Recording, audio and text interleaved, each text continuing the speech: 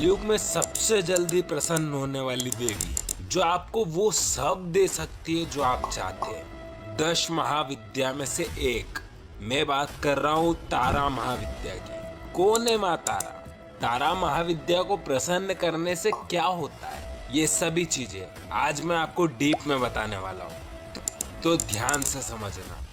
देखो, जीवन में धन की महत्ता सबसे महत्वपूर्ण है, क्योंकि सारा विश्व धन के ऊपर ही आश्रित है और पिछले 5 वर्षों में धन को ही सर्वोपरि माना गया है, सबसे अधिक महत्व दिया गया है। यह अलग बात है कि धन का उपयोग हो या दुरुपयोग, संपूर्ण विश्व का प्रत्येक व्यक्ति धन अर्जित कर बहुत ही अधिक धनवान बनना चाहता है, पर कितने सफल हो पाते हैं ये आप ही जानते हो। हालांकि सभी लोग परिश्रम करते हैं, व्यापार करते हैं, नौकरी करते हैं और भी बहुत से काम करते हैं, लेकिन इतना करने के बावजूद भी उन्हें पूर्ण तरह से सफलता नहीं मिलती है। अब इसमें आप कुछ भी मान लो, चाहे पूर्व जन्म का परिणाम, भाग्य, जिसकी वजह से वो जीवन में पूर्ण धनवान नहीं बन पाते हैं। इसका मतलब ये है कि केवल मेहनत से धन प्राप्त नहीं हो सकता।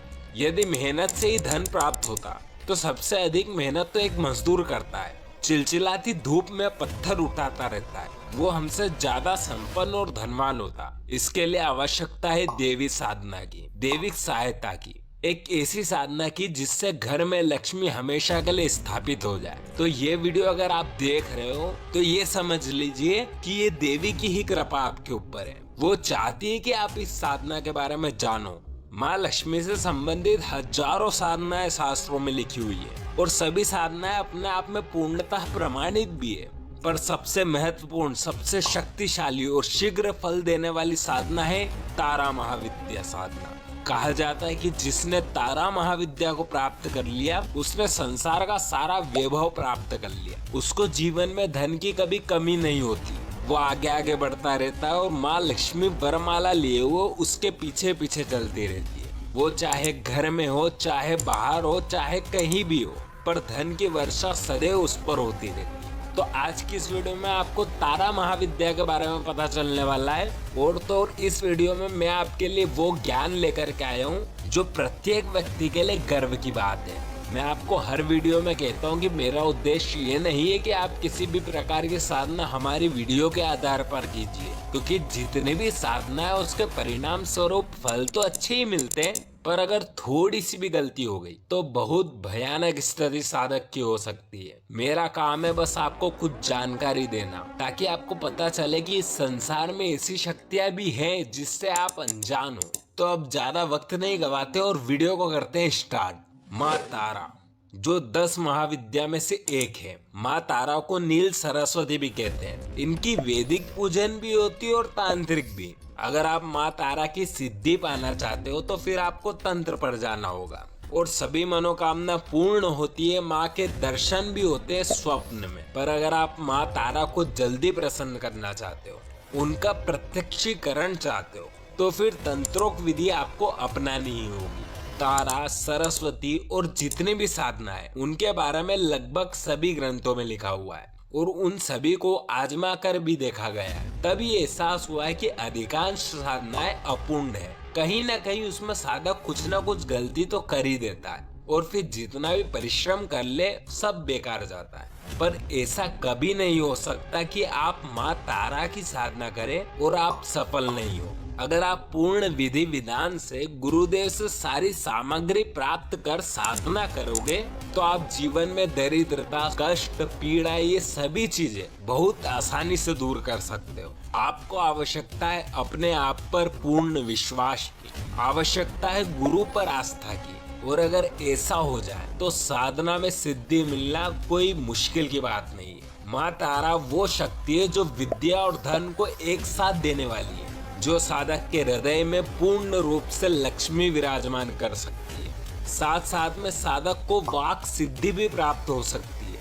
वाक सिद्धि वो सिद्धि है जिससे आप जो बोलोगे वही सत्य होगा।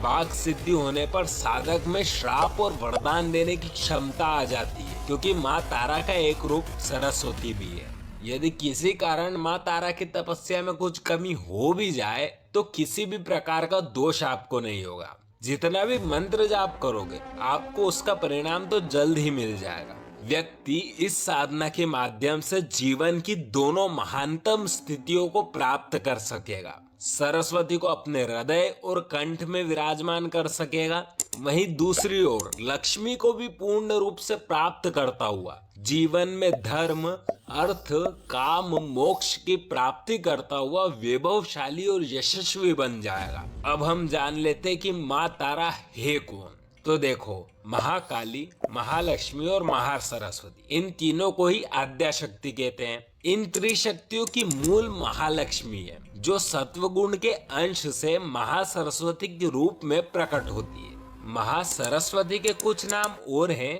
जैसे महाविद्या, भारती, वाग, सरस्वती, आर्या, ब्राह्मी, कामधेनु, वेदगर्भा, धीश्वरी और माँ तारा।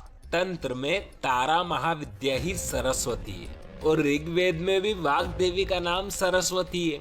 ये वाणी और विद्या को प्रदान करने वाली देवी है। सरस्वती संगीत विद्या की अधिष्ठात्री भी है। ताल, स्वर, लय, राग, रागिनी, ये सब यहीं से निकलते हैं। रात्रि 12 बजे से सुबह की 6 बजे का समय महाकाली का होता है और सुबह की 6 बजे से माँ तारा का साम्राज्य होता है। अब थोड़ा ध्यान से समझना, विश्व की रचना का आधार सूर्य को माना जाता है। अब जो हमारा सौर मंडल है वो आग्नेय है, जिसके कारण इसे हिरण्यमय भी कहते हैं। आग्नेय सोलर सिस्टम के बिल्कुल बीच में सौर ब्रह्म तत्व है और इसे हिरण्यगर्भ कहते हैं। यानी सीधी सी बात है, सोलर सिस्टम के बिल्कुल बीच की जो जगह है वो ही हिरण्यगर्भ है। अब जैसे काल पुरुष की शक्ति महाकाली है, जैसे शिव की शक्ति पार्वती है, वैसे ही हिरण्यगर्भ पुरुष की शक्ति है माँ तारा। प्राचीन काल में गौतम आदि ऋषियों ने इस मंत्र को धारण करके मुक्ति प्राप्त की थी और अनेक राजाओं ने भी साम्राज्य प्राप्त किया था। ये साधना मनुष्यों को मनवांछित सिद्धि, राज, सम्मान, कीर्ति, आयु और आरोग्य प्रदान करती है। कलयुग में माँ तारा के समान सर्व सिद्धिदायक देवता अन्य कोई है ही नहीं। ये विद्या बहुत ही गुप्त है और यही कारण है कि मैं आपको इस वीडियो में साधना की जानकारी नहीं दे सकता। यही कारण है कि मैं आपको इस वीडियो में साधना की जानकारी नहीं दे सकता। ये बहुत गोपनीय विद्या है, पर मैं आपको कुछ प्रयोग जरूर बता सकता हूँ, जो प्रयोग साधना के बाद लोग करते हैं। उनमें से एक प्रयोग है शहद और घी के द्वारा सोने से या फिर सफेद दूब, जिसे श्वेत दुर्वा भी कहते हैं, उससे अगर तारा मंत्र लिख दिया जाए 3 दिन के नवजात शिशु की जिह्वा पर, तो 8 वर्ष बीत जाने पर वह शिशु महाकवि बन जाता है। इसके अलावा तारा मंत्र का 100 बार जाप करके जो व्यक्ति गोरोचन का तिलक लगाता है, वह जिसे भी देखता है वो तत्काल ही उसका दास बन जाता है। पर इसके लिए पहले साधना करनी होती है। ऐसे बहुत सी क्रिया है। डॉक्टर नारायण दत्त श्रीमाली जी, जिन्होंने 10 महाविद्या को साध रखा था, वो एक समय में देश के बहुत बड़े तंत्र गुरु के नाम से जाने जाते थे। वो माँ तारा की साधना करने के बाद कुछ अनुभव बताते हैं, जो मैं आपको बताता हूँ। गुरुदेव कहते हैं, जब आप माँ की साधना करोगे, मंत्र जाप करोगे, तो दूसरे या तीसरे दिन में आपको ऐसा महसूस होगा कि आपके साथ में कोई है। उनकी सांसों की आवाज आपको सुनाई देगी। चौथे और 5वें दिन में आपको ऐसा लगेगा मानो आपके आसपास कोई चल रहा है। आपको साफ साफ पैरों की आवाज सुनाई देगी, पायल की आवाज सुनाई देगी। वो अदृश्य रूप में माँ तारा ही होती है। कुछ दिन बाद जब आप मंत्र जाप करते रहोगे, उस समय आपको महसूस होगा कि पैरों की चलने की आवाज के साथ साथ आपको अलग सी सुगंध आ रही होगी। आपको ऐसा भी लग सकता है मानो आपके पास आकर कोई बैठ गया हो। उसका घुटना आपके घुटने से टच हो रहा है, या फिर आपके घुटने पर किसी ने हाथ रख दिया है। और कुछ समय बाद आपको माँ का साक्षात दर्शन होगा, जो 15 दिन में हो सकता है। सबसे ज्यादा खतरा आपको 12 से 15 दिन के बीच में है, पर आपको बिल्कुल भी नहीं घबराना है। ये याद रहे, आपके सामने गुरुदेव का चित्र होना चाहिए। तस्वीर हो तो और ज्यादा अच्छा है। गुरुदेव का चित्र अगर आपने नहीं रखा तो आप बहुत बड़ी मुसीबत में फंस सकते हो।